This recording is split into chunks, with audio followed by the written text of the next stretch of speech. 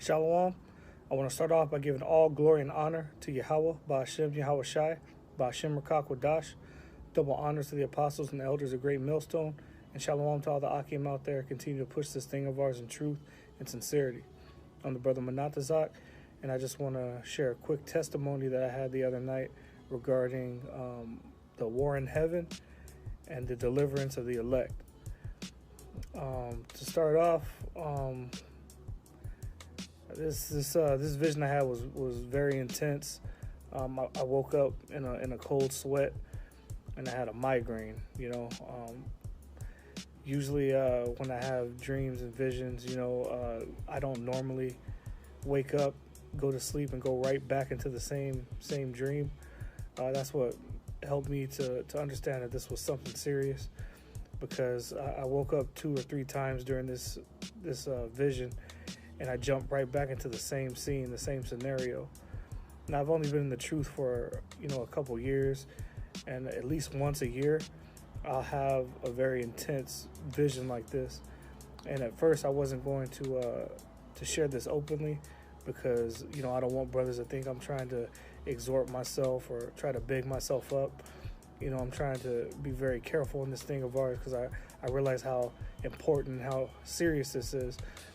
So I'm just trying to stay in my lane, basically do what I can to help the Akim and help push this truth.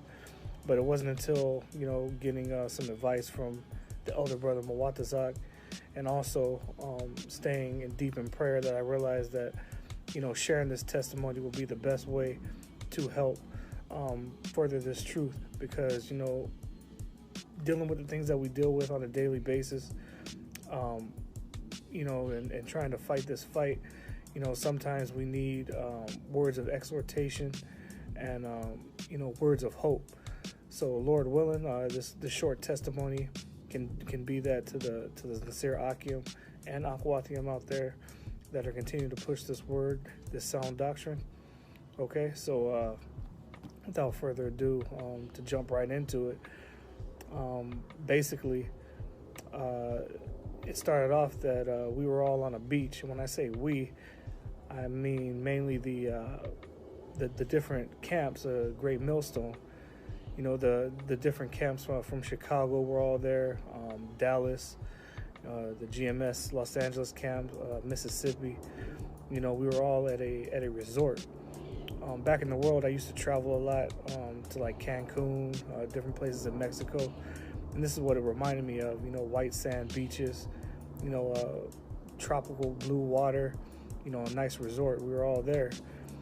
And all of a sudden, we looked up in the sky and we started seeing chariots. Now, being out here in Los Angeles, chariots show up quite often, at least every other week. On my channel, I've uploaded some videos of chariots showing up. And when they showed up in my vision, they looked exactly like they do on the video, just bright lights in the sky. But as more and more Akim start to look up in the sky and notice the chariots, they started to be more and more frequent. They started to show up and get closer. And they all had different designs. The best way I could explain it is, it can't really put into words, but when you see movies like Independence Day and War of the Worlds, they looked exactly like that as far as mechanical wise, but there seemed to be life with them, like they had a personality of their own, like they were alive. That's the best way that I could put it. They didn't seem like just normal machines or vehicles. There was a very high intensity to them, almost an intelligence. And there were different designs. They were in formation, and it was a very intense feeling to look up and see them. Even though, being in the truth, we know that Yahweh Shai is coming back, with the angels and with the chariots. But to see them up close, it was very intimidating. And there were other people at the resort as well, and they were freaking out, crying and asking what was going on. But a lot of the Akim were just giving all praises to Yahweh Shem Yahweh Shai, saying Kwam Yasharallah. But all of a sudden, the military showed up, or the Air Force rather. They started to shoot, try to shoot down the chariots, but the chariots don't move with the same laws and physics that a normal aircraft would. They defy the laws of gravity, the laws of physics, and they alter reality. It's the best way I could put it, because a lot of the missiles would just phase through the chariots and hit opposing U.S. forces. A lot of them would just disappear right before they hit a chariot. The chariots would disappear and reappear. Just the type of things that they did, defied reality, and it was a crazy sight to see. The whole heavens were full of this battle, and even Esau and his technology, he was bringing out ships and different jet fighters that looked like chariots, but they weren't. I mean, you could tell the difference, like almost as if they were trying to imitate the technology of the Most High. Because I know that they had these telescopes and these satellites, and they see these chariots all the time, and they always put what they see, in my opinion, in these movies, as far as like Independence Day and these different kind of alien invasion movies. I think that they put in these movies what they see in the heavens, because that's exactly what the chariots look like in this particular vision of mine, But it was the battle didn't last long. I mean, looking up, I mean, the whole sky was full of this battle, but it was over like in a matter of seconds. I mean, that's what it seemed like, because these Esau and his technology have no chance against the chariots. When they would fire their lasers from the ships, and they would hit these different jet fighters, they would dissolve from the outside in. There'd be no shrapnel, no wreckage that would fall down to the sky. It's like they would get hit in midair and just dissolve before they hit anything. It was unreal. And looking up, a lot of us Akim were frightened, myself included, because at that exact moment, the chariot starts shooting down at the people on the resort. And when these lasers hit the people, they would literally disintegrate, and their clothes would burst into flames, almost as if they were being, instantaneously dehydrated. They would just burst into like a cloud of like pink dust, and you would look down and you would see it would look like a pile of like Himalayan salt, like pink Himalayan salt was all that was left of them, and it would slowly dissolve. And these golden rays of energy would be firing down from the sky and hitting these people, and we start running.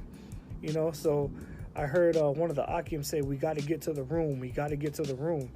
So everybody took off running in the direction of the resort, and all the while, these lasers are firing down on these people and completely incinerating them. And I didn't realize until later, after deep thought and really trying to analyze this dream, that the chariots were firing at these people, making a way for us to get to the resort, because it was all chaos, it was all hectic. But during the dream, I was scared, because there was people right next to me being incinerated, and like these pink bursts of just dust and salt would just hit me. I could feel the heat from the lasers, from their bodies just exploding, from the fire from their clothes. It almost seemed like the atmosphere was on fire. It was very intense. And one particular brother from the camp, Yalad, he was running directly in front of me, and as we were running, I could feel myself getting tired, and I kept wanting to stop. Like I kept telling myself that I'm not gonna make it. I need to stop. I need to catch my breath. And through the spirit, this brother kept saying, "Hey, what are you doing, man? We got to keep going. We got to keep moving. Let's go. Let's go." And I remember almost arguing with him, like, "Man, I'm tired. Like, let me just catch my breath." And he's like, "No, we got to keep going. We got to keep going." So I felt myself dig down, keep running. And somehow, me and the brother made it back to the room. And as we went to the room, there was a large number 5 on the door, and I remember knocking on the door, and one of the brothers from the camp, Danyala, opened the door, and he was dressed in all white. And as soon as he opened the door, he saw me and Yalad, and he started, jumping up and down like, yeah, you guys made it, So we did the salute. He let us in the door, and all the while, people are still getting zapped by these chariots. So people saw that the countenance on us was different, I guess, because when they looked at us and saw us celebrating, they knew that they needed to get where we were. So a group of people tried to run into the room, like, we got to get where they are. We got to go to this room. Like, we got to go with those guys. And I remember Don Yalo looking out at them and saying, hey, if you can get in, then you can get in. But nobody could get through the door. The door was wide open, but it was like something was blocking them from getting in. And all the while, they were getting blasted by these lasers right in front of the door. And the door just closed by itself. It shut and it locked. And we can hear people screaming outside the room. And I remember looking across the room and seeing particular brothers from the camp. You know, Mawatazak was there, Barak, Dama'a, Micah Allah, Zion. And they were all holding their Bibles and saying the Shammai prayer in Hebrew. And it was just, it was a very intense, very scary feeling, because even though I was with the brothers, I could still hear the people outside of the room, you know, dying in agony. And before long, you know, the firing stopped, and we looked out onto the balcony, and Mawatazak told us to all step out onto the balcony. And when we did, we saw these different, I want to call them shuttlecrafts, coming towards the balcony. Remember, we're on the 5th floor. So as we all stepped onto the balcony, we went onto these shuttlecrafts 2 by 2, okay? And the shuttlecrafts would slowly lift us up into the air.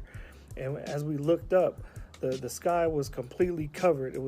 It almost looked like it was pitch black, except there were hundreds of these bright golden circles underneath the craft, and every shuttlecraft was going up into these. So I was with the brother Yalad in one of these shuttlecraft, and as we went up into this massive ship, we all met inside in what looked like a big, I want to say, amphitheater. I don't know if brothers ever went to see any plays or any shows like that in Vegas, but it looked like the lobby of one of those, where it was just, there were chandeliers, there were lamps, there were large stones that were glowing. There were chairs encircling the room, and the large windows looking down onto the resort. As we went up into these craft, into this big craft, a lot of the brothers from the different camps were all there. You know, we were all saying Kwam Yasharala, saying the salute, you know, giving all praises. And I noticed a feeling of relief almost. But then I looked and saw that opposite the room, this amphitheater that we were all in was full of nothing but IUIC members. Okay, they were all in their purple and gold. You know, I saw Nate, I saw Yawasop, you know, I saw all these different IUIC figures, and they was all in their you know, their regalia with the bracers and, you know, the combat boots and all that. And I noticed that they had these proud looks on their face as they stared across at us. You know, they were saying, yeah, we made it. We told you, we knew it. You know, they were doing cartwheels and just jumping up and just, you know, they were bragging, you know. And all of a sudden, a group of angels came. I mean, they weren't glowing. They didn't have wings, but I knew they were angels because they were tall. They had real stoic looks on their faces, you know. They came and they separated us into groups, but they kept the members of IUIC on one side of the amphitheater, and they were led down a hallway with glowing red lights. And they all went in. They were marching, but then they started getting quiet. They started getting really quiet as they started looking around, asking questions. And the further and further they went down this tunnel with the red lights, you could see the look on their faces, like they didn't know what was going on. They were unsure of themselves all of a sudden. And before any of them could ask any questions or before anything could be explained, a metal door shut on all of them. You know, and all of the rest of the Akim were looking at each other like, oh, what's going on? Like, what was that about? But before we can ask any questions, we were all separated into groups.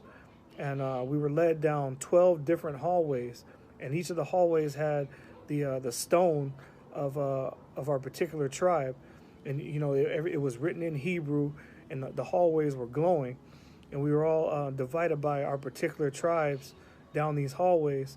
And I remember walking single file down the hallway of Judah, Yahawada, And at the end of the tunnel was a bright light. And as I approached the light, I could feel my heart racing, just excitement, anxiety. And as soon as I entered the light, I woke up.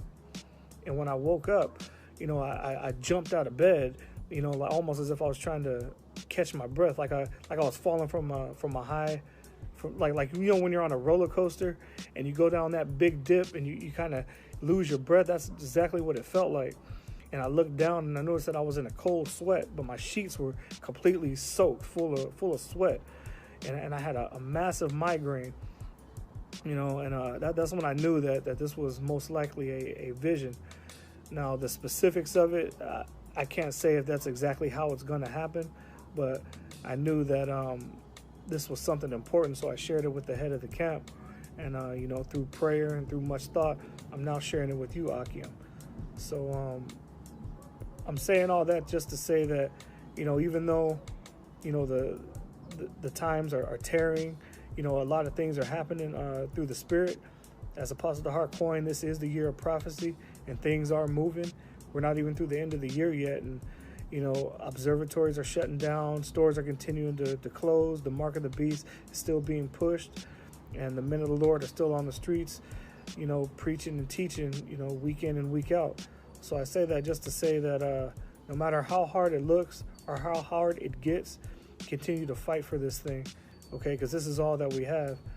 And, through the Spirit, even when I wanted to give up, I had the Akim there to continue to push me to keep going, to keep fighting. And Lord willing, that's what this video can do for any Akim that are feeling weak or that just need a boost in faith, okay? This is the brother Manatazak.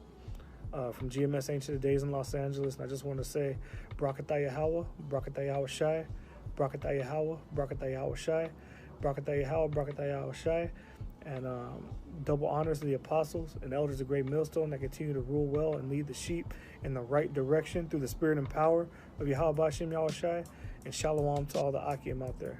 Continue to push and continue to fight because we're almost out of here. Shalom.